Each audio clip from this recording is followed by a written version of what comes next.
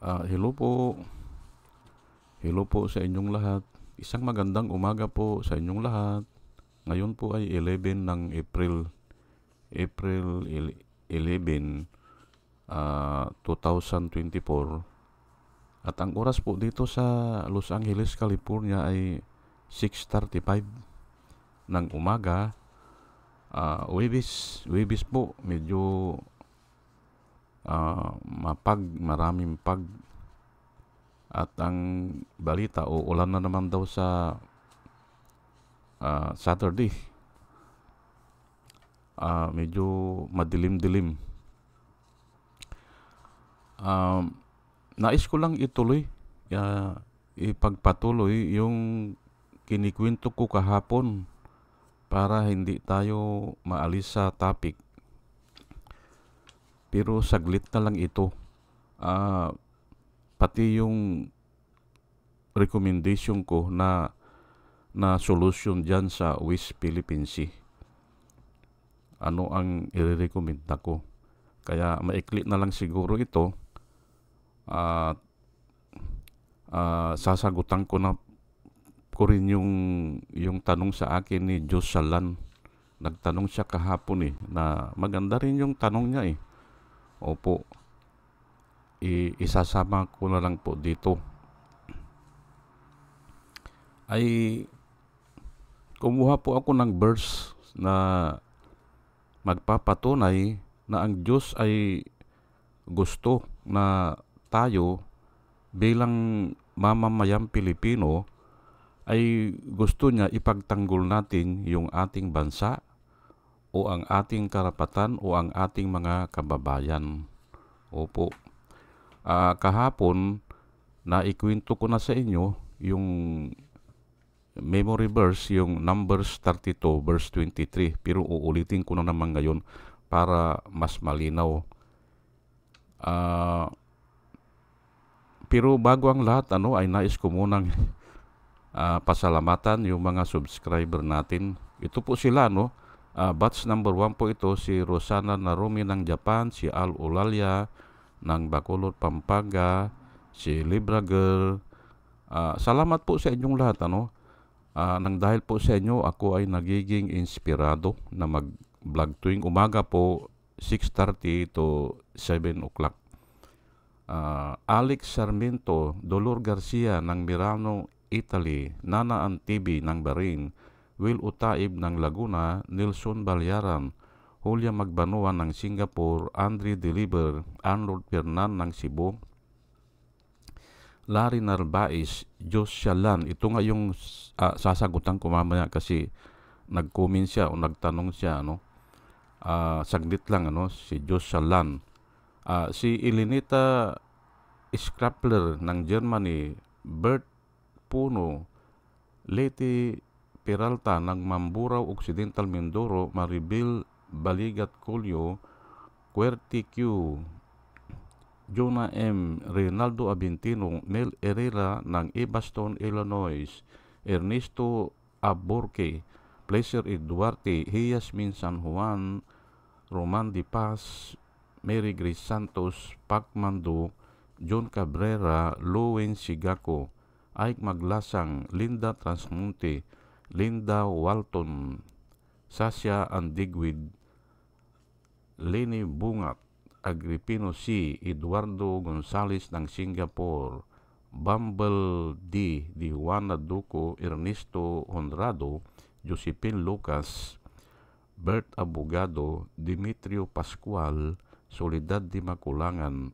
Brenda Martin, CG Torio, Melchor Tolentino, Brother Pacamara, Manuel Lim, Danilo Magno, Lawrence Alendayo, Edelberto Infante, Boss Reyes, Paul Vincent Lim, Sonny Gaya, Rupino Baldos, Betty Velasco, William Ilay, June D5, Victorino Ripran, Norman Nabatar, Bonifacio Avila, Danilo Magno, Carl Aman, Salvi Ibanez, Dumus Ticton, Tibtib Mercado, Bernadette Francisco, User P.O., Cyril Andres, Sir Mihenel Dugardi, Robin Delpin, Mama Gina, Lance Sumintak, Leonardo Acebes, at saka si Jose Tusi.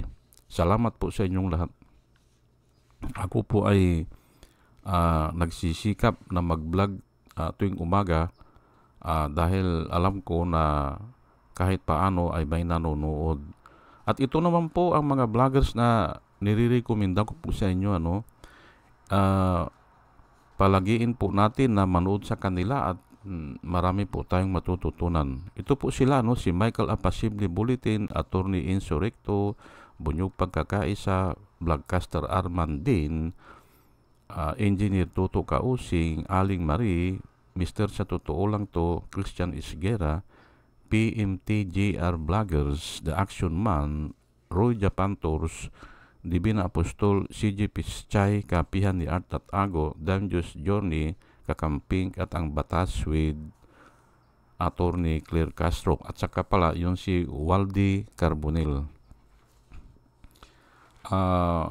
Ugaliin po natin na manood sa kanila at nakikita ko na yung mga sinasabi nila ay totoo at para po sa ikabubuti ng bayan. O sige po, at tayo po ay tuloy-tuloy na sa ating topic. Ang topic ngayon ay continuation lang nung kahapon. Yung maalala nyo na nagpakita ako ng yung Google Map at mamaya uulitin ko na naman.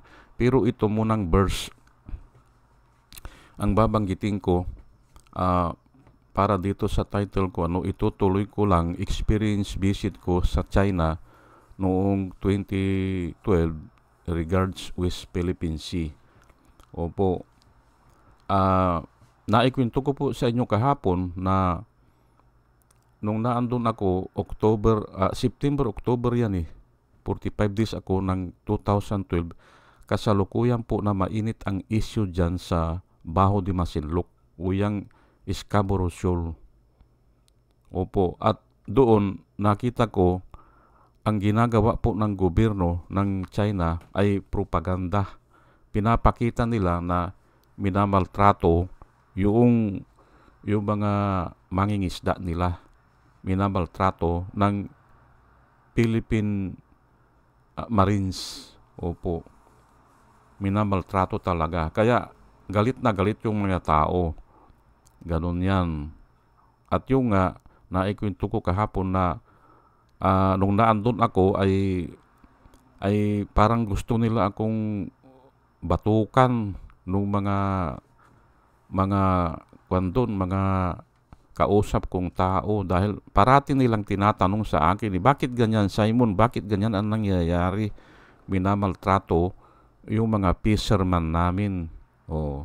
Diyan nga yung nangyari diyan sa Baho de Masinloc. Diyan nangyari. Ngayon ay sinabi ko na kahapon na plot nila yan para maging busy yung mga tao nila o para magbigay ng maraming buwis o mag-cooperate sa gobyerno dahil may kalaban tayo. Yun ang sinasabi nila. Pero never silang pupunta sa gira yan. Never yan. Opo, yan ang assessment ko nung naandun ako. At yan din ang assessment ni attorney at ni ex-justice, Associate Justice Supreme Court, si Antonio Carpio. Yan din ang assessment niya. Hindi pupunta ng gira yan. Opo. Bakit nila sasayangin ang ang resources nila diyan sa ganyan? Hindi po yan ay nag-i-intimidate lang yan para makuha nila yan ng libre, yang West Philippine Sea. Ang sinasabi ko po ay ang Diyos ay gusto ay ipagtanggol natin ang ating kababayan, ang ating bansa o ang ating bayan o ang ating teritoryo. At ito nga sa New International Version, ito kasi ang pinakamalapit na nakuha ko. Kagabi naghahanap talaga ako, halos wala akong makita. Kaya ito pagtiyagaan na lang po natin itong Sakaraya 9:8. Pero ito ay prophecy po ito, hindi pa mangyayari ito. Propesya po ito na mangyayari sa bansang Israel. Ulitin ko propesya lang po ito. Sakaraya is siguro mga 400 years ito bago si Jesus Christ ata. Opo, bago dumating si Jesus Christ, 400 years. At ito po ang prophecy. Prophecy po ito, Sakaraya 9:8, "But I will encamp at my temple to guard it against marauding forces," o yung raiding plunderers. "Never again will an oppressor overrun my people. For now, I am keeping watch." Yan po ang sabi ng Panginoon. Pero nga ay prophecy po ito. Pero yan nga ang gusto ng Panginoon na ipagtatanggol niya yung Israel o yung bansa niya. Sa iba po, ang pagkasulat ay ganito, "But I will encamp in my people," ganyan, o "in my country," ganon. O dito kasi temple "to guard it against invading forces." Ayan po. Pero dito ay marauding forces o yung mga estranghero na nagpa-plunder sa kanila. "Never again will an oppressor overrun my people." Kasi nga nung sinulat ito ay sila wala na silang gobyerno. Natalo na sila ng yung mga karatig bansa nila, katulad ng Babylonia, ng Assyria, at ito palagay ko under na sila ng Romans ito ng mga Romano. Ay na yan, 1,000 years na simula nung naging superpower sila under kay Solomon at saka kay King David. Ayan po So nangangahulugan dito na ang Diyos ay ganun ang gusto. At yung naipaliwanag ko kahapon na uulitin ko naman Numbers 32 verse 23, "But if you do not do this," o "if you do not do so, then take note, you have sinned against the Lord, and be sure your sin will find you out." Yan po ang nakasulat. Pero ito, tinalakay ko na ito, ano ba yung gagawin nyo? O ano ba yung nakalimutan mong gawin o hindi mo nagawa? Or if you fail to do this, sa ibang version, if you fail to do this, ano ba yung this? Yun nga yun. Mayroon sila kasing covenant bago nila pinasukan yung lupang pangako, ay nag-usap-usap na sila yung mga tribo ng Israel. 12 tribo po kasi yan Nag-usap-usap na sila na kung nasakop na nila yung lupang pangako at sila ay naninirahan na doon at simple kampante na sila. Pero oras na sinalakay ang yung isang tribo, kinukubkob ng ibang kaharian, tutulungan nila. Yun po ang covenant nila, na yun ang turo sa kanila po ng Diyos. Tutulong sila, aalis sila dun sa comfort zone nila. Kasi kung kanya-kanya sila kasi na teritoryo na pinaghati-hati kasi nila yung isang tribo doon sa east, yung isang tribo sa northern, ganyan. Ngayon, kung kinukubkub yung isang tribo, obligado na tutulong yung kabilang tribo. Ayan po. If you fail to do this, sabi ng Panginoon, take note, you have sinned against the Lord.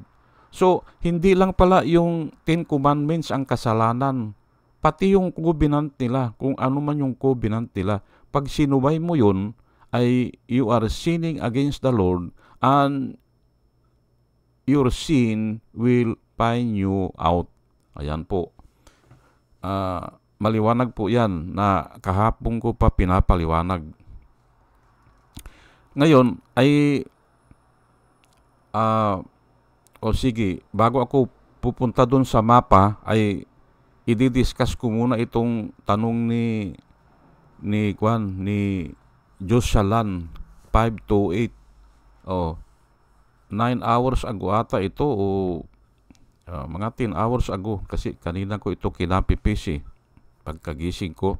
Ang sabi niya ay, Sir Simon, maisingit ko lang po, ano po ang masasabi nyo sa pinapakalat ni Maharlika na video ni PBBM Marcos nga na pulburon issue at kinagat naman ni Engineer Toto.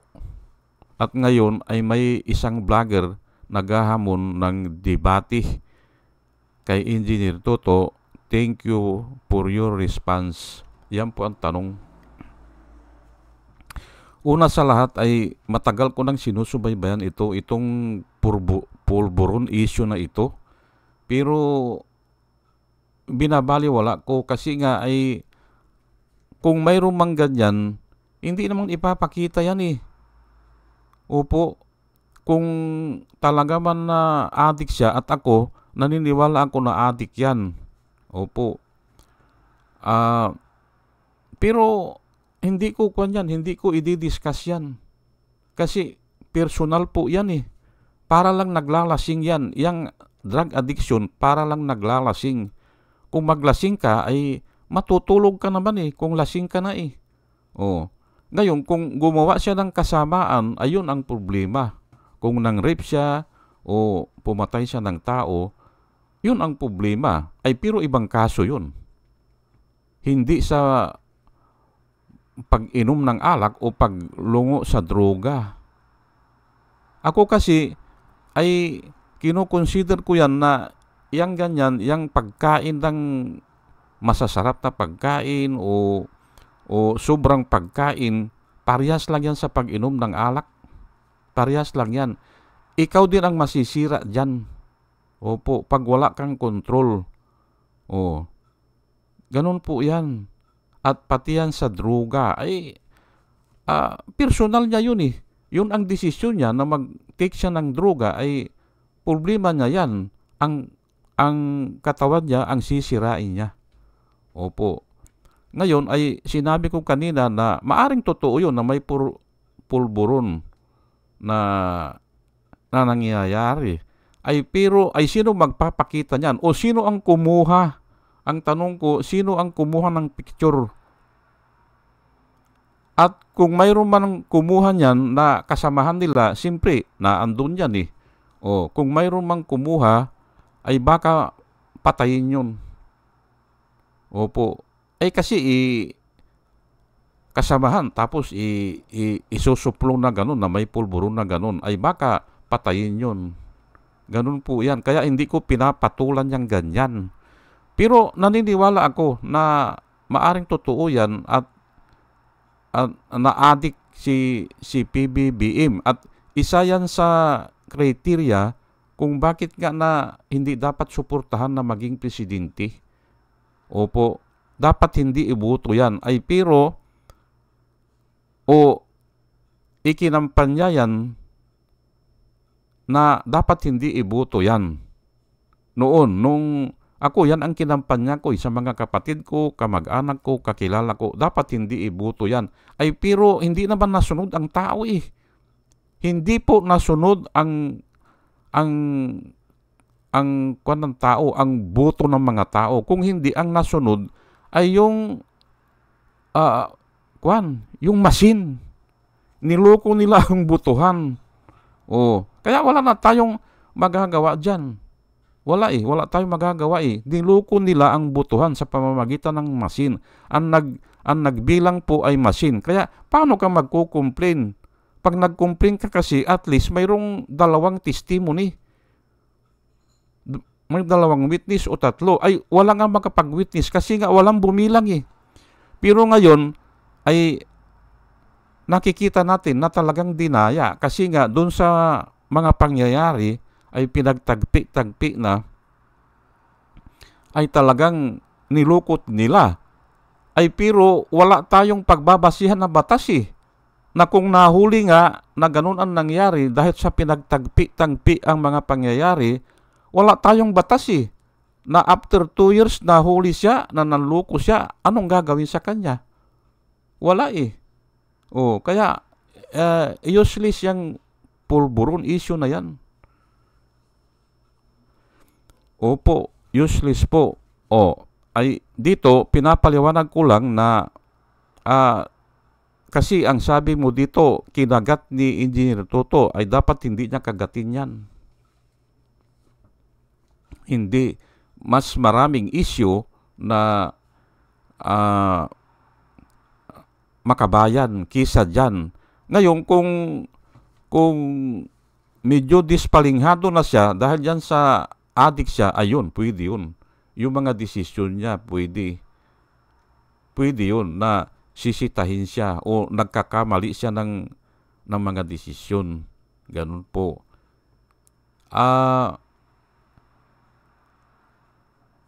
May isang vlogger na naghahamon ng debate sa kanya. Ayun na nga eh. Kung wala ka pong impormasyon, ako ganun po ako eh. Kung wala akong impormasyon o wala akong makukuha na impormasyon, hindi po ako kuwan sa debate. Opo. O kung hindi ko alam talaga kung anong nangyari, ay parang walang issue para sa akin. O ito na lang para maintindihan nyo. Kung wala akong pamamaraan para ma-verify ko yan o sabihin natin na makatulong ako kahit paano, hindi ko napapasukan. Ganun. Useless eh. Opo. Ganun po yan. So, aywan lang natin kung papatulan ito ni Engineer Toto. Palagay ko hindi rin. Opo. At saka ay ang isa pa dyan ay yung mga ginagawa naman ngayon ni Bongbong ay medyo nang dahil sa kahudasan. Hudas kasi yung pinagagawa ni ni Duterte. Yung nakaraang administrasyon ay talagang hudas talaga yung mga pinagagawa. Kaya itong ginagawa ngayon ni Bongbong ay talagang, kasi kung ikukumpara lang ay talagang parang makajos. Opo. O makalangit. Kung ikukumpara ko pa pero hindi naman hindi naman absolute yan kasi nga ay kung ganun ang style niya ay talaga hindi naman mababago yan eh. Kung ganun ang style ni Bongbong ay hindi mababago yan. Mahirap baguhin ang tao eh. Pero nga, kung ikukumpara doon sa pinagagawa ni Duterte na talagang ipinagbili na atang West Philippine Sea, hindi ba? Ayun lang po, hindi ba? Nagiging pulot yung mga desisyon o yung mga ginagawa ngayon ni Bongbong Marcos, nagiging pulot. Opo, matamis para sa atin. Sige po at pupunta na po ako dito sa dito sa topic ko talaga, yung ano ba ang solution diyan sa West Philippine Sea. Ngayon ko lang po ito sasabihin. Pero hayaan niyo muna na pupunta ako sa mapa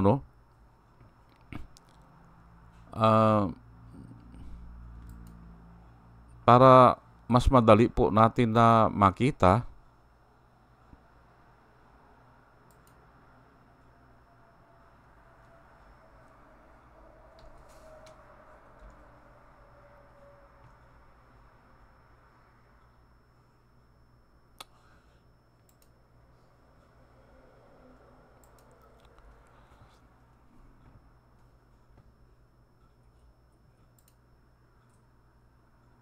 ito po ang mapa na pinakita ko kahapon. Yan o. Dito po ako nakatira yan. Diyan o. Diyan sa ilog na yan. Ayang malaki na yan. Diyan ako naliligo eh. O. Yan po ay Sambales yan. Opo. Ngayon ay yan o. Kung nakikita nyo yung cursor. Ngayon, ikuan ko dito yung Scarborough. Na andito yan eh. Lalabas yan. Ay. Ito po ang Scarborough, ayan oh. Oh, palalakihin ko lang ayan oh. Yan ang Scarborough. Oh, yan. Yan. Na malapit po sa ayan oh, yung pangalan nakikita nyo po diyan oh, Scarborough. So, malapit lang yan sa Sambales. Ayan ang Sambales, ito ang Sambales. Within kwan yan, 200 nautical miles yung exclusive economic zone. Ngayon, ano po ang solusyon dyan? At ito naman po ang Spratly, oh, ayan oh. Ito ang Spratly Island, ayan oh. Na malapit din yan sa Palawan. Magkasing layo lang po yan eh. Yung Scarborough Shoal sa Sambales at saka itong Spratly sa Palawan. Kung hindi ako magkamali, mga 150 nautical miles yan sa Pangpang. Ngayon, ano po ang solusyon dyan? Ang solusyon ko dyan, kasi malayo naman yan sa Vietnam eh. Ito ang Vietnam eh, oh. Oh. Ayan. Yang ginagalaw ko ng cursor. Yan ang pinakamalapit dyan. Ito po ang Hainan. Yang sa itaas, itong Hainan, oh. Yan ang kwan ito, island po ito ng China. Na yan ang pinakamalapit sa atin. Island po yan. Oh. Which is mga 800 nautical miles. Ito rin, itong Vietnam, mga 800 nautical miles po yan. Ngayon, itong Hanoi ay kwan din ito eh. Vietnam ito eh. Ayan oh. Tapat natin, Hanoi pa eh. Oh. Ang mainland, ayun po sa itaas. Ayun. Yun ang Taiwan naman. Oh, ito ang Hong Kong. Oh. Ayan ano. Ngayon, ang solution po dyan ay pag-aralan natin yung ginawa ng Saudi Arabia kung saan ay nagtayo sila ng Aramco. Yan po. Yan po ang solution dyan. Kaya nga lang, uunahan ko na po hindi naman magawa po ng Pilipinas yan kasi nga sa korupsyon. Gusto kasi ng isang namumuno, siya ang makakuha ng mga benefits. Ganon eh. Kaya walang mangyari talaga sa Pilipinas. Pero napakadali na solusyon dyan. Exclusive natin po yan, Exclusive natin yan. Tayo ang mamamahala. Kumuha tayo ng mga katulad ng Chevron, ganyan, o ng Caltex, o ng kung ano-ano na malalaki na kumpanya na pwedeng magbungkal dyan at kunin yung langis o kung ano man yung natural resources dyan. Huwag lang ang China ha, kasi claimant sila eh. Huwag lang ang China. Kasi pag nag-umpisa sila dyan, sasabihin nila yan, sa amin ito, sabi nila. Kaya dapat hindi pwedeng papasok ang China dyan sa pagbungkal ng langis. Kung hindi, ibigay yan sa mga European o kaya sa US. Ganun po ang solusyon dyan. At tayo po ang nakakabahala kasi nga exclusive eh. Ganun po yan. Ganun po sa Saudi Arabia eh.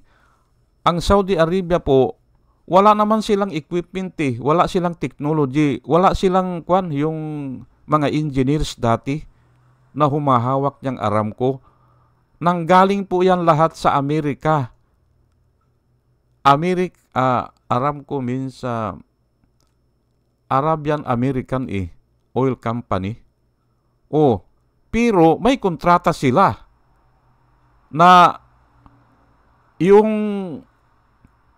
tubo nila, of course, aalisin na yung mga gastos, aalisin na yon, ay maghahati sila.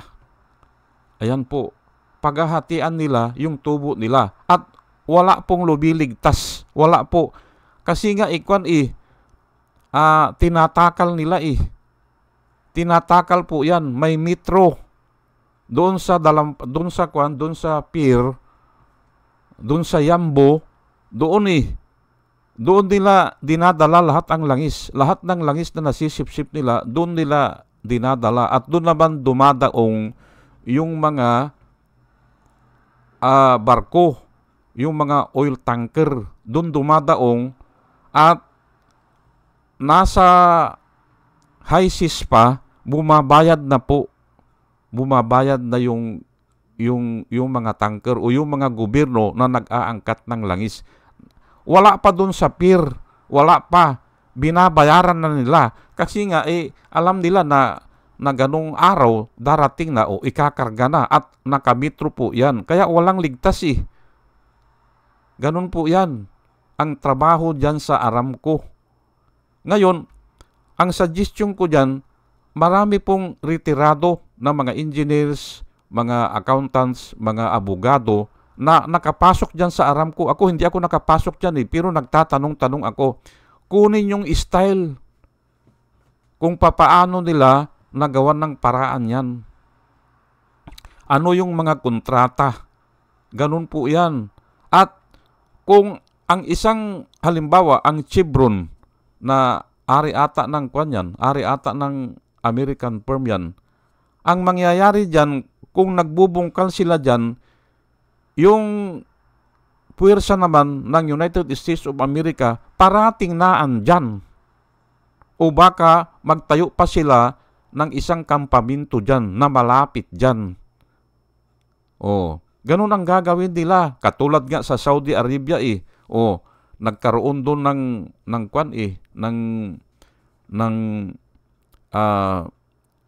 yung airbase sa Riyadh. At dito na din dito sa Bahrain, malaki ang dyan, ang base militar kasi sentro po ang Bahrain ganun po yan. Kung mayroon silang kumpanya dyan, poproteksyonan nila. Yan po ang solusyon dyan. Kaya nga lang hindi mangyari kasi nga ang gusto ng isang presidente o ang isang senador, ako ang bahala dyan. Hindi ba? Governor, ako ang bahala dyan. Ganun. Yung natural resources, ay kailangan, mayroon ako dyan. Kaya hindi natutuloy siguro yung mga kontrata. At yung ginawa pa ni Gloria Macapagal Arroyo, pumayag pa siya na joint, hindi ba? Bakit ka papayag sa joint exploration o ginawa nilang research para nga hindi labag sa batas po Exclusive na nga Pag gumawa po ng batas, naandun na lahat. Ano ang gagawin mo? Exclusive yan. Ibig sabihin, ikaw lang ang masusunod dyan. Eksklusibo sa'yo. Ngayon, pwede kang mag-hire ng mga kumpanya na magbubungkal dyan. Pero ikaw ang hari. Ikaw ang masusunod. Ikaw ang katulad sa Saudi Arabia, sila ang nasusunod. Kahit na wala silang equipment, wala silang karunungan, sila ang nasusunod. Ganun po yan. Ayun na nga, pero mahirap mangyari dyan kasi nga pag nakita ng mga politiko yan, ay gusto nila, ay sila ang makinabang ganun. Tigilan na yung ganun para matuloy yung mga kontrata nila dyan. Ang alam ko yung Chevron na isa yan sa Malampaya, humihiling kay Duterte noon na pagbigyan siya, bubutas pa siya ng maraming butas. Pero hindi pinagbigyan. Hindi ba? Ay siguro baka humihiling ng kaparte o China ang gustong magbutas. Ni Duterte. Ayan po ang problema natin Ngayon ko lang po dinidiscuss ito. Ayan po ang mapa napakalaki po niyan. At hindi naman tayo makikialam dun sa high seas. Hanggang lang tayo dito sa economic zone. Hindi ba? Yung exclusive economic zone, na yan naman ay pinagkasunduan po yan ng mga bansa ng buong daigdig. Kasama po dyan ang China, yung 200 nautical miles para maiwasan ang gira o digmaan o yung kasakiman ng tao. O maiwasan yun ay gumawa na sila niyan. The law was added because of the transgression nga eh. O gumawa ng ganyang batas ay pero ayaw na namang i-honor ng China, hindi ba? Kaya gulo yan, gira yan. O gira po talaga yan. May batas na ayaw sumunod o may desisyon, hindi ba? May desisyon na kasi na tayo ang may-ari niya. Hindi ba? O ay bakit ayaw sundin ni Duterte? O ay gira talaga yan. Pero nga, ang solusyon dyan, pag-aralan yung ginawa ng Aramco sa Saudi Arabia. Kunin yung mga naka-experience. Marami yan, marami. Ang problema nga lang dyan, baka mayayaman na sila o ayaw na nilang makihati dyan o ayaw na nilang sumuporta sa gobyerno kasi alam nila kurap ang gobyerno. Ayan.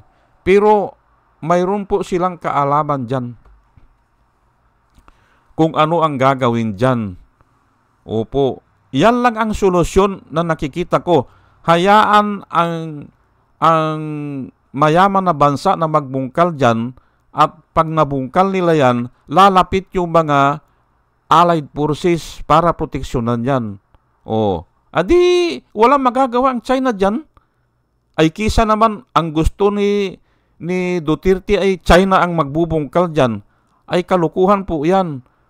Sa umpisa, o sige hati tayo. Pero pag naglagay na sila ng mga tubo dyan o mga platform dyan, ay baka sasabihin ng China na wala kang maitulong dito, sa amin ito. Ayan ang problema dyan. So, ang dapat dyan ay yung Amerika o yung mga European na hindi mga balasubas. Ayan po, na tinutupad kung ano man yung kontrata. Ayan. Kaya nga kailangan natin ang tulong ng mga tao na nagtrabaho sa Aramco. Iyan po ang kunin yung mga advisor. Ay hindi ang mga advisor nyo, yung mga politiko, ay anong i-a-advise yan? Hindi ba? Kunin ang kaalaman ng mga tao, lalo na yung mga career level, kunin yung kaalaman nila, ano ba ang nangyari sa Aramco. Ayan po. O sige po, hanggang dito na lang po at medyo mahaba-haba na at pinapanalangin ko po sa ating pakikinig ay magkaroon tayo ng wisdom na nanggagaling sa itaas na hindi po nagbabago. Opo. At muli ay isang magandang umaga po at salamat po sa inyong pakikinig. Salamat po sa inyong lahat. Salamat po.